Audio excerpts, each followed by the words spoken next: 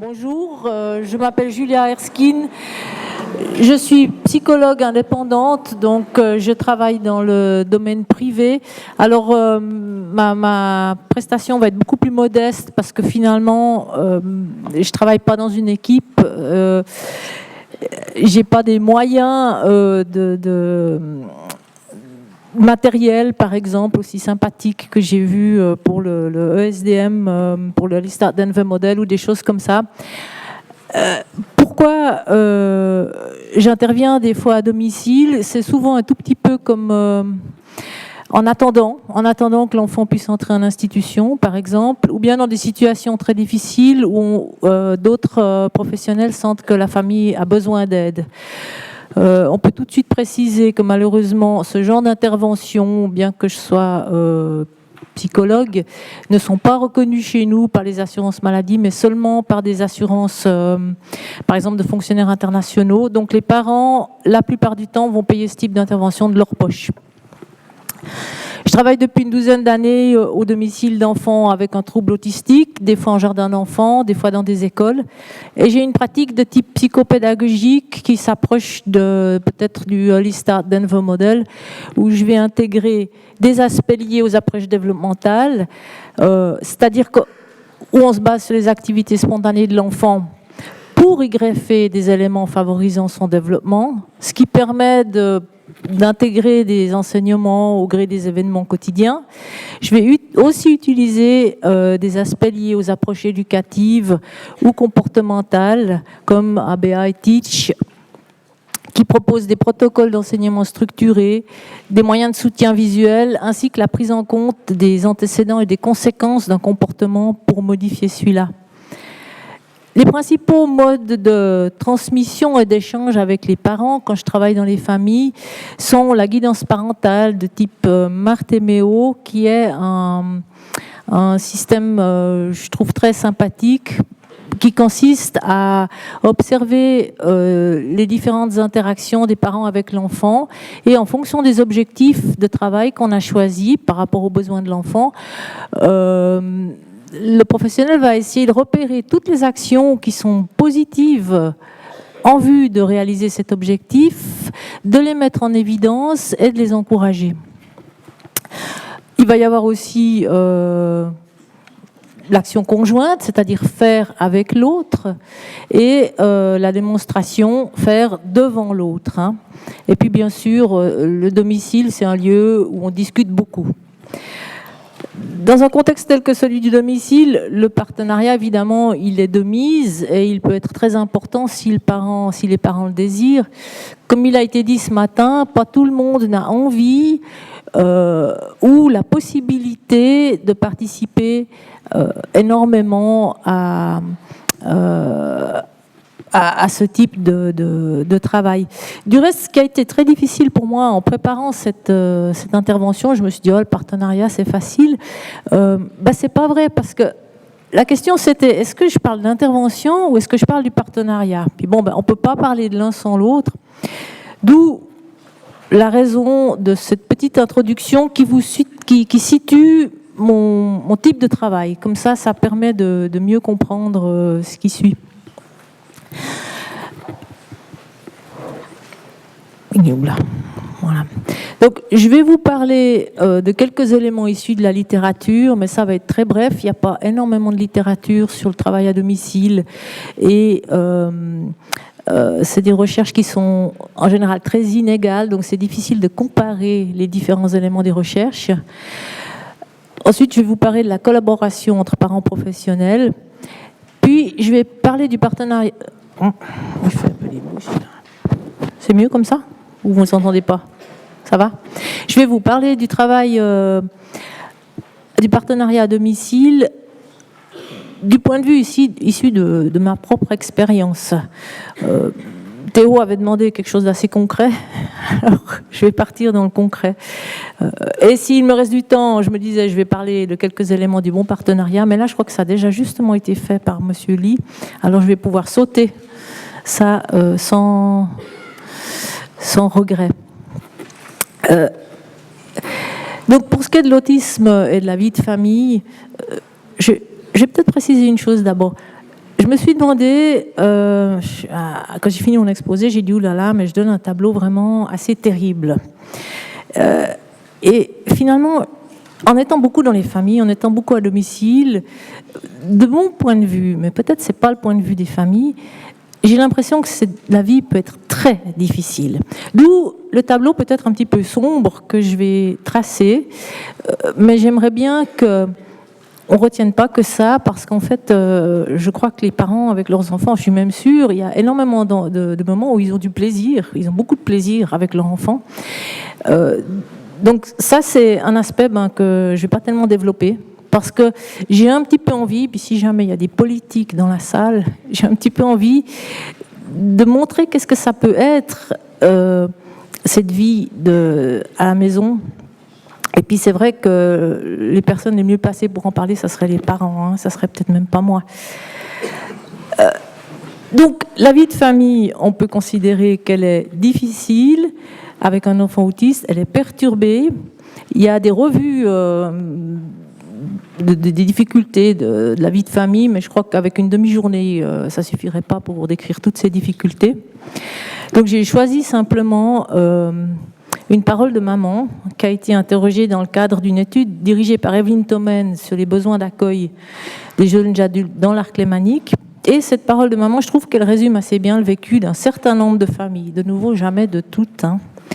En réponse à la question « Quelles ont été les incidences de l'autisme de votre enfant sur la vie familiale ?» Cette maman répond « On n'en peut plus, ça nous coûte beaucoup, c'est hyper dur, ça nous a tout demandé et ce n'est jamais fini. L'autisme, c'est tout le temps, on n'a pas de répit, ça te consume.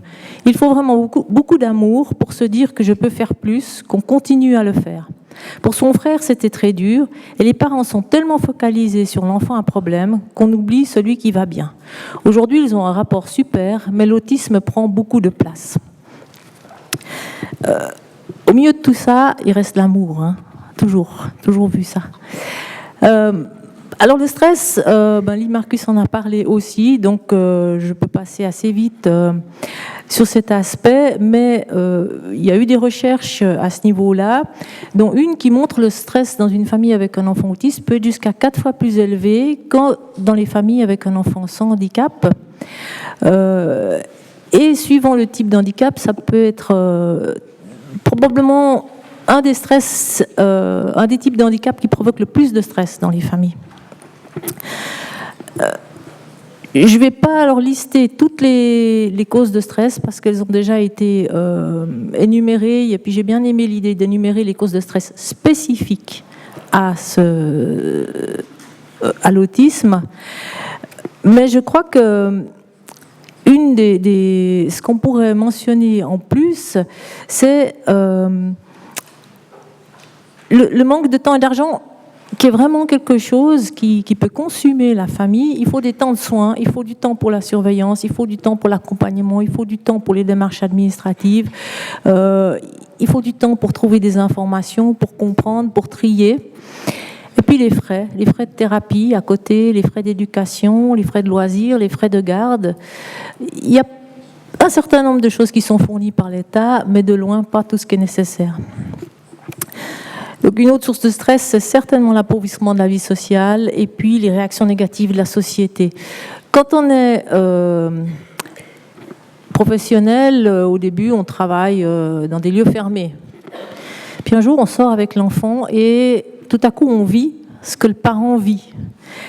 Et à ce moment-là, on se rend compte, même si on ne peut pas, comme quelqu'un l'a dit, avoir la compréhension totale de ce qui se passe, tout à coup, on voit tous ces gens qui nous regardent. Cet enfant, par exemple, qui est par terre en train de hurler.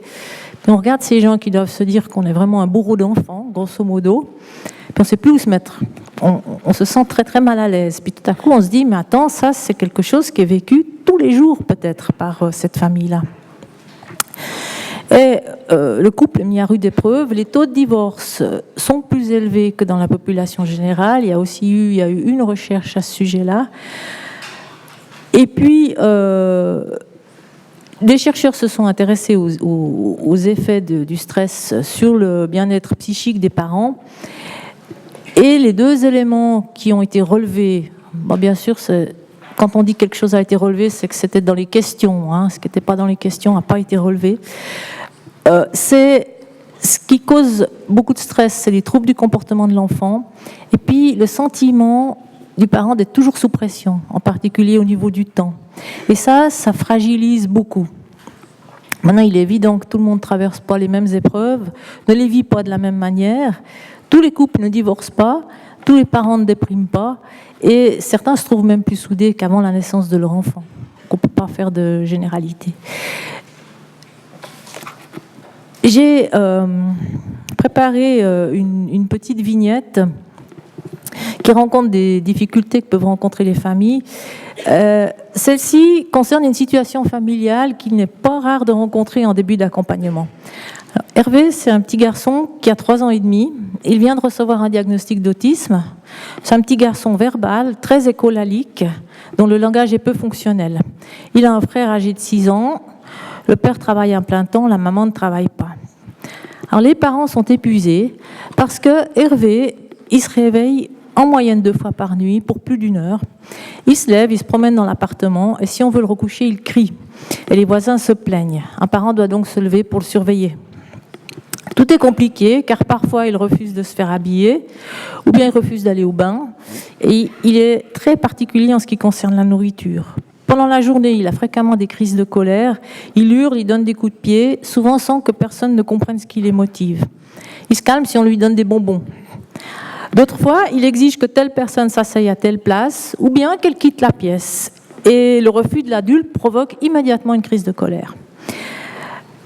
La chambre de son frère doit être fermée à clé quand celui-ci est à l'école parce qu'Hervé il crée le chaos lorsqu'il échappe à la surveillance de sa mère.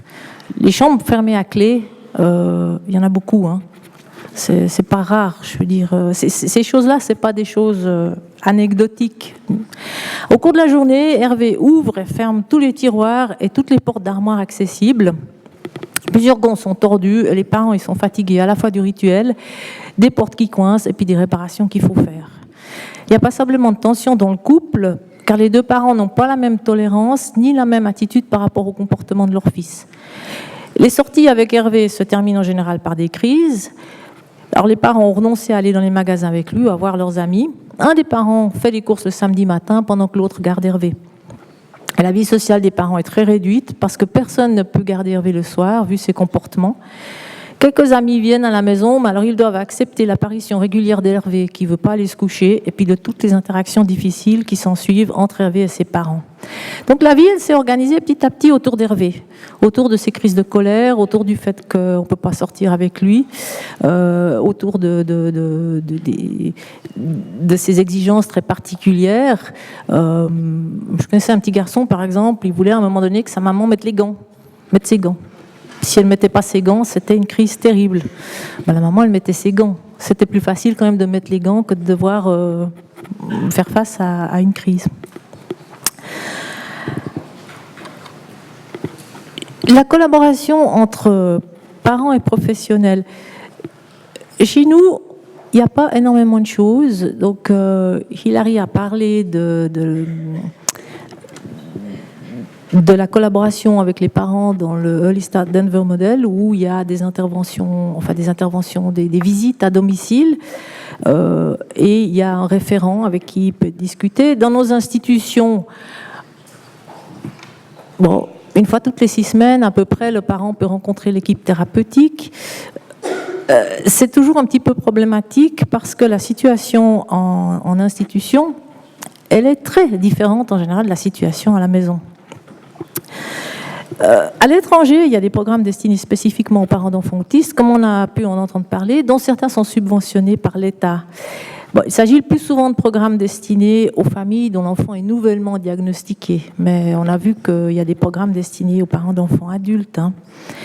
La plupart de ces programmes, ils proposent des séances de coaching parent-enfant, c'est-à-dire où le parent va travailler avec l'enfant et avec l'intervenant, et souvent à domicile. Et ces programmes sont en général très appréciés et ils ont certains effets positifs. Ces programmes ne sont pas des programmes qui visent à transformer les parents en thérapeutes, d'où le choix du terme programme. Il s'agit de programmes qui ont pour but d'aider les parents à agir et réagir au quotidien et à aider l'enfant au niveau de la communication et des interactions. Il existe bien sûr d'autres programmes qui vont plus du côté de l'intervention, où on va donner des clés aux parents vraiment pour aider de façon très spécifique le développement de la communication ou le développement de la lecture ou ces choses-là. Là, je ne vais pas tellement parler de ça. Maintenant, il y a plusieurs types d'interventions donc, qui sollicitent d'emblée les parents, la collaboration des parents à des degrés divers, comme on l'a déjà vu ce matin. Donc, nous, on ne dispose pas tellement on n'a pas la chance d'avoir ces choses-là. Et je pense qu'à quelques exceptions près, la situation à domicile, elle est largement méconnue de bien des professionnels et je crois certainement du monde politique, parce que sinon nos institutions elles seraient beaucoup plus actives à ce niveau. Une plaisanterie qui circule souvent et que j'ai entendue du reste aujourd'hui, peut-être que si on imagine qu'on aimerait avoir un week-end de congé et que on propose à un homme politique ou une femme politique de garder son enfant pendant un week-end, les choses avanceraient beaucoup plus vite ensuite dans le monde de l'autisme. L'information sur l'autisme chez nous, elle est donnée, il faut bien le dire, encore principalement par les associations de parents, à l'aide de cours, à l'aide d'entretiens individuels, à travers les sites internet. Et il y a une grande pauvreté dans la transmission faite par les professionnels aux parents concernant des moyens d'action spécifiques à l'autisme. Maintenant, un mot sur le contexte du partenariat à domicile. Le professionnel est un invité qui fréquente un territoire qui n'est pas le sien. Ça change tout de suite la donne. Des fois, quand je parle aux gens, j'amène mes pantoufles. Alors, je sors mes pantoufles du sac et puis je les montre. Je crois que symboliquement, ça exprime beaucoup de choses. On va entrer chez quelqu'un, on va déjà enlever ses chaussures parce qu'on ne va pas salir chez eux. Et on est invité. Donc, on va pas pouvoir faire tout ce qu'on veut. C'est pas la même chose que quand on est dans ces locaux institutionnels. Et puis, après tout est organisé, tout est bien structuré. Enfin, on espère. Et puis, les professionnels peuvent agir sans s'occuper de comment les parents pourraient réagir, penser, etc. Alors, les demandes, l'offre, l'implication de chacun sont très variables. Il y a une multitude de facteurs qui font que chaque contexte est unique. Je crois que la culture d'origine et puis les langues parlées, c'est quelque chose de très particulier, notamment à Genève. Quand on fait ce travail-là, on est dans la Genève internationale, il y a beaucoup de familles de diplomates. J'ai la chance d'être bilingue, donc anglais-français. Et je vais beaucoup travailler avec les familles, d'organisations internationales, des cultures asiatiques, cultures africaines, cultures sud-américaines. C'est chaque fois une autre façon pour eux de voir les choses. Et puis moi, une adaptation qui est nécessaire parce que dans une famille japonaise, ça ne va pas être la même chose que dans une famille africaine. Il y a les habitudes familiales qu'on peut considérer comme étant une microculture et le style éducatif. Alors, je pense que ça illustre assez bien les différents types d'habitudes qu'il peut y avoir dans une famille, différents styles éducatifs aussi.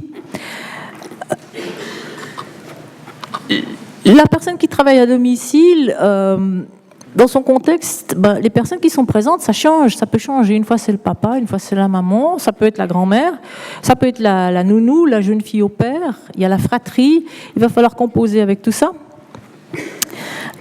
Et un élément, comment on dit en anglais, last but not least, les écrans. Les écrans, c'est terrible.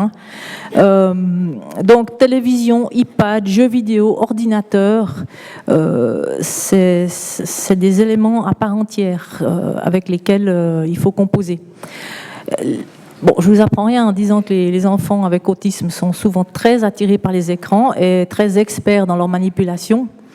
Ce qui fait que lorsqu'on empêche de regarder la télévision ou de jouer à l'ordinateur, l'enfant il fait parfois des grosses crises scolaires. Alors la famille craint ces crises, repousse le moment d'atteindre l'appareil, puis on entre dans une espèce de cercle vicieux où l'enfant a de plus en plus de difficultés à se passer des écrans. Je me souviens d'une rencontre préliminaire avec une famille dans le cabinet de la psychologue qui souhaitait, donc qui m'adressait cette famille. Elle avait proposé une première rencontre à l'intérieur de son cabinet. Et à un moment donné, bon, Madame Julia Askin, hop, elle travaille à domicile. Alors la maman, tout de suite, elle me regarde, elle me dit c'est pas possible. Puis elle me dit il y a la télévision. Et en fait, je crois que ça illustre à quel point, pour elle, la difficulté qu'il y avait à éteindre la télévision. Bon, je suis restée assez stoïque, j'ai dit la télévision c'est pas un problème, on va l'éteindre. Alors, bon, elle m'a regardée comme ça. Quand je suis arrivée chez eux, parce qu'on a entamé une collaboration qui dure du reste depuis longtemps, j'ai éteint la télévision. Et finalement, comme j'étais une personne nouvelle, ça a relativement bien passé. C'était un petit peu difficile au début. J'étais pas très bien accueillie du petit garçon qui savait que mon arrivée égale fermer le bouton. Et puis après, ça s'est passé comme ça. Hein. Le problème avec les écrans, c'est que les quelques avantages qui sont apportés par ces moyens audiovisuels, comme le développement de la perception, on peut faire, il y a des tas de choses. Il y aura un cours du reste à Autisme Genève sur les tablettes, hein, du vocabulaire, du plaisir. Ça, c'est fortement grevé par le fait que tous ces écrans, ça coupe l'enfant du monde social et des expériences qui vont l'aider à se développer et ça génère des conflits. Donc, comme ça a déjà été dit, hein, chaque rencontre entre une famille et un professionnel crée un partenariat différent. Le partenariat à domicile, il permet donc l'élaboration et la concrétisation d'objectifs qui tiennent vraiment compte des demandes des parents et du contexte familial. Par exemple, le domicile, c'est le lieu idéal pour comprendre les troubles du comportement qui ont lieu à domicile. Ça peut paraître bête à dire, mais les enfants peuvent être tellement différents en institution dans la maison que c'est nécessaire d'aller à domicile des fois pour vraiment comprendre ce qui se passe. Alors quand il y a du travail à domicile, les parents peuvent faire des demandes dans tous les domaines envisageables. Hein. Et on a à domicile des très bonnes possibilités de transfert réciproque de compétences parce que chacun voit ce que l'autre fait, alors pour le meilleur et pour le pire. Le professionnel, il va devoir se mouiller, il va devoir faire, puis peut-être ça ne va pas marcher. Ben voilà. Et c'est très difficile des fois de dire, peut-être c'était pas la bonne idée, peut-être c'était pas la bonne méthode, ou peut-être non, ça marche pas aujourd'hui, mais il faut continuer et il faut faire face au regard des parents qui vous regardent avec cet enfant qui réagit pas du tout comme c'était attendu, puis qui se demande si vraiment vous avez les compétences pour faire ce que vous êtes en train de faire. Et il faut reconnaître ces incompréhensions, il faut reconnaître ces erreurs parce qu'avec les parents, on va pouvoir travailler. Et il y a en tout cas une chose que moi, j'ai beaucoup gagné dans le travail à domicile, c'est que les parents sont très créatifs. Donc, ils connaissent très bien leur enfant et ils vont apporter des solutions souvent auxquelles moi, j'aurais jamais pensé. Alors, c'est tout bénéfice pour le développement de l'enfant. Le partenariat permet d'offrir un soutien direct à la famille. Donc, il y a eu beaucoup de choses qui ont été dites sur le soutien que j'ai trouvé passionnante et puis j'espère bien qu'une fois, on pourra faire quelque chose comme ça chez nous. Le soutien qu'on peut offrir comme simple intervenant indépendant, il est d'un autre type. Ça peut aller diminuer l'isolement de la famille, hein, pour les familles immigrées qui ne parlent pas la langue, qui n'ont pas de famille élargie, qui se retrouvent très très isolées. Ça peut être aider à régler des problèmes de voisinage. Un enfant qui hurle, mais qui hurle la nuit, hein, et ça se passe nuit après nuit. Il y a des voisins qui pensent que peut-être que l'enfant est battu. Et on ne peut pas leur en vouloir. C'est bien que les gens se disent « mais qu'est-ce qui se passe ?» C'est pas une mauvaise chose. Seulement, on ne va pas en rester là. On va expliquer. Et peut-être que des fois, c'est l'intervenant à domicile qui va aider à faire ces explications, qui va aller voir les voisins ou qui va écrire une lettre à la régie en collaboration avec les parents pour expliquer ce qui se passe, puis expliquer qu'il y a quelque chose qui est mis en place et puis qu'on est en train de aider cet enfant à aller mieux.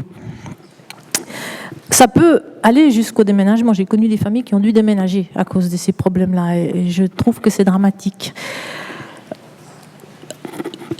Il y a bien sûr des difficultés, hein. Ça ne va pas de soi de travailler à domicile, parce que c'est indispensable que le professionnel ait une bonne relation avec les parents, sinon ça va diminuer l'efficacité de son travail, puis surtout, au lieu de faire du bien, ça va augmenter le stress du parent, et ce n'est pas le but. Et les maladresses du thérapeute ou une incompatibilité de caractère peuvent mener à la rupture de la relation. Je n'ai pas toujours été à la hauteur de mon travail, et j'essaye chaque fois d'apprendre en me disant, bon, attends, là, c'était pas comme ça. La prochaine fois, on va essayer d'aller faire mieux. Ça n'enlève pas que, voilà, ce qui a été fait, mais au moins essayer d'apprendre un petit peu à faire mieux la fois d'après. Je pense que, je vais essayer de ne pas faire trop long, parce que j'ai enlevé 5 minutes là, au timer pour comprimer un peu. Alors, j'aimerais juste mentionner une dernière vignette. Alors, cette fois-ci, d'un petit aperçu sur comment parents et professionnels peuvent collaborer autour d'un trouble du sommeil. J'ai choisi quelque chose qui est un problème qui est assez fréquemment rencontré. Le rythme de sommeil des enfants autistes, il peut être très très perturbé, et ça va influencer ensuite sur tout le déroulement de la journée, parce que l'enfant est fatigué, les parents sont fatigués. Donc Armand, c'est un petit garçon non-verbal qui a bientôt 4 ans et qui n'est pas encore scolarisé. Comme chez beaucoup d'enfants autistes, son rythme de sommeil est très perturbé. Il s'endort très tard, entre 23h et minuit, des fois même à 1h du matin. Il se réveille parfois au milieu de la nuit, pendant 1 ou 2 heures, et il dort jusqu'au milieu de la matinée. Tout le monde est très fatigué, y compris Armand. Alors Armand, il s'endort régulièrement au milieu de l'après-midi. Alors quand il s'endort, il est là, puis tout à coup, boum, il tombe. Puis vous pouvez faire ce que vous voulez. Je crois que vous pourrez faire sauter une bombe à côté. Il ne va pas se réveiller. Alors il dort facilement 2-3 heures d'affilée. Et pour le réveiller, j'en parlerai encore après, c'est très très difficile. Après la sieste, évidemment, il est en pleine forme. Il est en pleine forme pour plusieurs heures. Et puis c'est reparti pour un coucher tard. Les parents, ils aimeraient bien qu'Armand dorme mieux. Et ils souhaitent que la situation s'améliore sans donner de médicaments. Alors je me renseigne sur le déroulement de la journée d'Armand. Et il s'avère qu'il n'a pratiquement aucune dépense physique à l'extérieur, car il va partout en pouce-pouce, et il refuse d'aller sur les jeux quand il est au parc.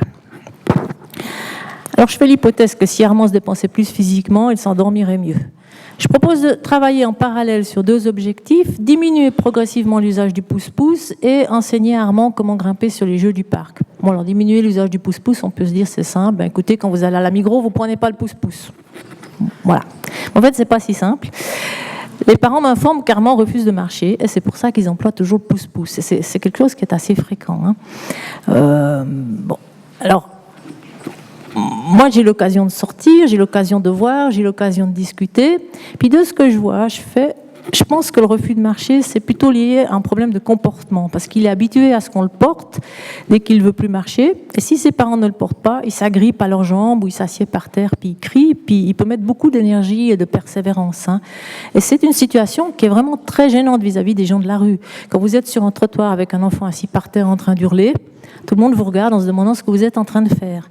Donc qu'est-ce qu'on fait? On le prend, on le porte et puis on part.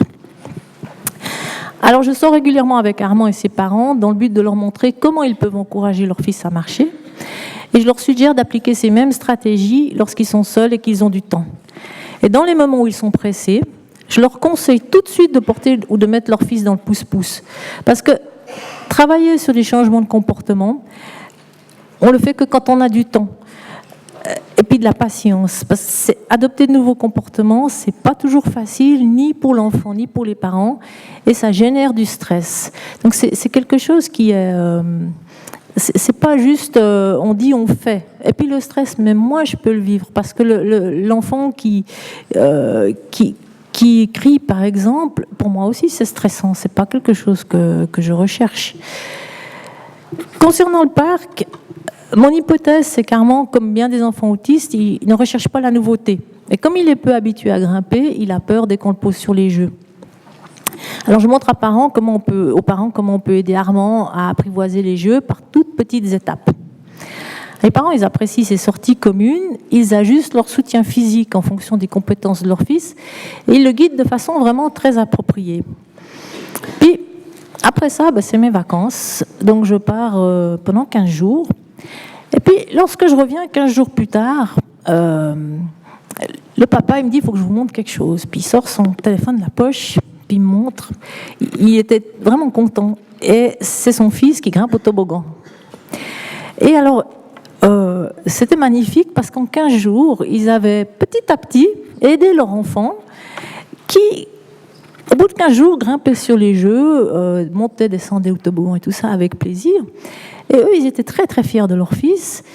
Et puis, je crois qu'ils étaient aussi fiers d'avoir été les auteurs du changement. Moi, j'ai trouvé ça vraiment fantastique parce qu'en plus, ça donne du plaisir. Donc, les sorties pour eux sont devenues un plaisir, puis les sorties pour l'enfant aussi. Et quelques semaines plus tard, j'arrive, il n'y a plus de pouce-pouce devant la porte. Voilà, les parents ont choisi le moment qui leur semblait le plus propice pour s'en défaire. En fonction de comment eux, ils se sentaient intérieurement. C'était pas à moi de dire vous devez ranger votre pouce-pouce à telle date. C'est pas possible parce que c'est pas moi qui vais sortir avec l'enfant, c'est eux. Donc c'est eux qui vont voir quand ça sera possible, à quel moment ils pensent que leur fils, maintenant ils arrivent suffisamment à faire des distances de marche avec lui avant de ranger le pouce-pouce. Et ce pouce-pouce, ça a été donné, il n'est jamais ressorti. Alors le fait qu'Armand se dépense physiquement facilite parfois son endormissement, mais pas systématiquement. Il reste donc à réduire le temps de sieste. Et ça, attention, je dors. Quand il dort, comme je vous ai dit. Et ça demande vraiment du courage aux parents pour le réveiller, parce que d'une part, c'est un enfant très, très difficile à réveiller. Parce donc l'idée, c'est d'écourter la sieste. Il est très difficile à réveiller. Et une fois qu'on l'a réveillé, il est très irritable pendant au moins une demi-heure. Donc, le parent qui a enfin un tout petit moment pour se reposer ou pour faire quelque chose qu'il ne peut pas faire sans l'enfant, on lui propose d'écourter la sieste de l'enfant. C'est difficile à envisager. Mais finalement, eux, ils comprennent bien que s'il dort 3 heures entre 4 heures l'après-midi et 7 heures du soir, il va se coucher probablement à 11 heures ou minuit. Donc, ils entrent dans cette proposition, ce qui est très courageux parce qu'ensuite ils vont devoir subir la mauvaise humeur d'Armand pendant un bon moment. Alors, au bout du compte, tout ne se résout pas d'un coup ni de façon définitive, mais le coucher d'Armand maintenant, il est plus précoce, très souvent, pas toujours, mais le plus souvent. Ses nuits sont souvent meilleures et puis il y a du plaisir parce que Armand a du plaisir à aller au parc et ses parents aussi. Donc voilà, on pourrait dire beaucoup d'autres choses. Alors le bon partenariat, on passe. Et en conclusion, je dirais que le partenariat à domicile offre l'avantage d'aider à la fois une famille et un enfant. Et puis qu'au domicile, en tout cas, parents et professionnels, ils sont égaux au sens qu'ils sont confrontés à la même réalité. Et cette réalité-là, elle est... on ne peut pas l'inventer. On y est.